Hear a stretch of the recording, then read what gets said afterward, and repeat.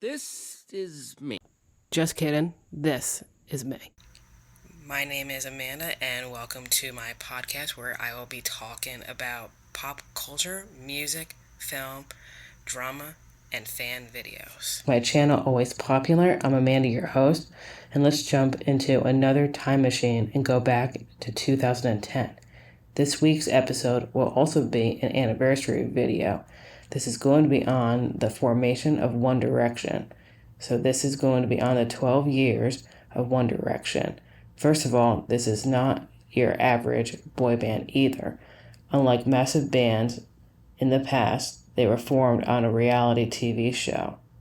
Anyway, we're heading back to the X Factor stage to where all their dreams became a reality. It was just another day these teenage boys went to the X Factor auditions with hopes of getting through. Liam Payne, Harry Styles, Louis Tomlinson, Zayn Malik, and Niall Horan all auditioned as solo artists in 2010.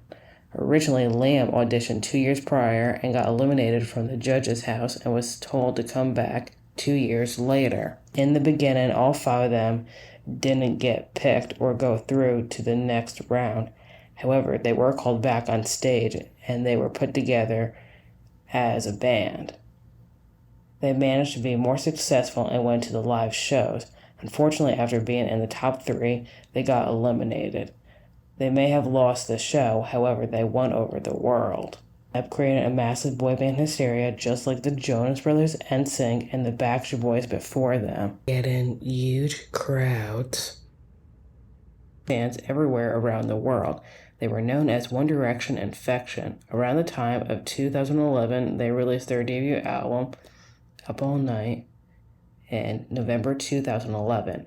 Their lead single, What Makes You Beautiful, went number 1, which is something the Beatles never achieved from their first album, became the fastest selling debut album in the UK, became the 3rd best selling album internationally with over 4 million sales, and became the best-selling album by a group in 2012. Success and more with their album. They kept the momentum going and had back-to-back releases with their follow-up albums like Take Me Home, Midnight Memories, and 4. They were having constant media attention, interviews, and soon-to-be controversies in their own band and also with other bands as well. So big that they started to sweep award shows like the Kids' Choice Awards, Teen Choice Awards, VMAs, and so many others. Anyway, let's go back to their debut album. After having a huge successful debut album, they released many other hit songs like One Thing, Gotta Be You, and More Than This. Songs proved to be successful, and as of now, at least their first music video is also one of their most viewed music videos with now over 1 billion views on YouTube alone. They were inescapable on the radio. Every girl was fangirling about them, especially Harry. Back then, Harry was deemed as the favorite. Meanwhile, I was secretly crushing on somebody else. Anyway, fast forward to Take Me Home. Their second album was also successful and did just as well as their first album. It was praised for its quality for production by critics, released another 3 hit singles like Live While We're Young, Little Things, and Kiss You.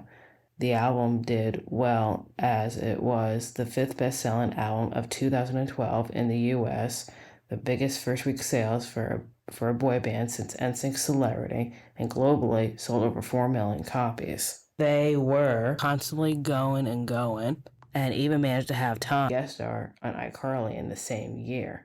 It was their first television show appearance, and it was quite a memorable episode. However, their acting was terrible. That Midnight Memories came around in 2013.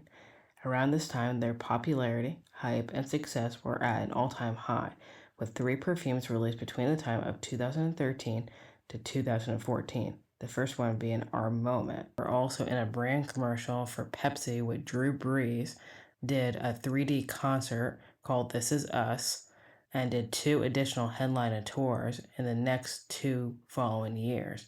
The Take Me Home tour and the Where We Are tour. Both tours were very successful as they broke records for both tours.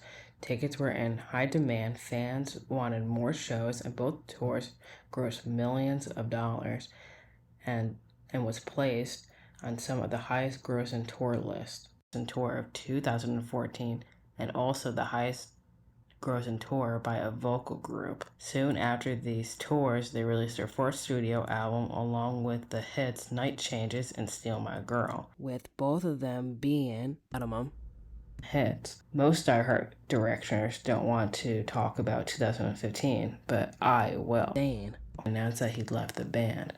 Many fans got so upset they made shrines and acted like he died. Others were ripping out his pictures in magazines. I mean, no offense to anyone that was upset, but honestly, I thought a lot of people needed to get a grip. This was also the year that they were also on tour when Zayn quit the band. Later that year, they made another album called Made in the AM without Zayn, and they had radio-friendly hits like Drag Me Down, Perfect, and History. It's definitely their most mature album. However, around this time, they announced that they were going to be taking a break. And when December 13th, 2015 came around, it was their last performance, and it was on the X Factor finale. And through rumors, fights, controversies, however, they made it through the fire. But remember one thing, we could still be the greatest team the world has ever seen. So don't be too sad because you can still see them all live and listen to their music individually. However, most importantly, you may not be plastic, but you are fantastic. Never forget that. Once again, thanks for listening and watching, and you'll hear me in the next episode.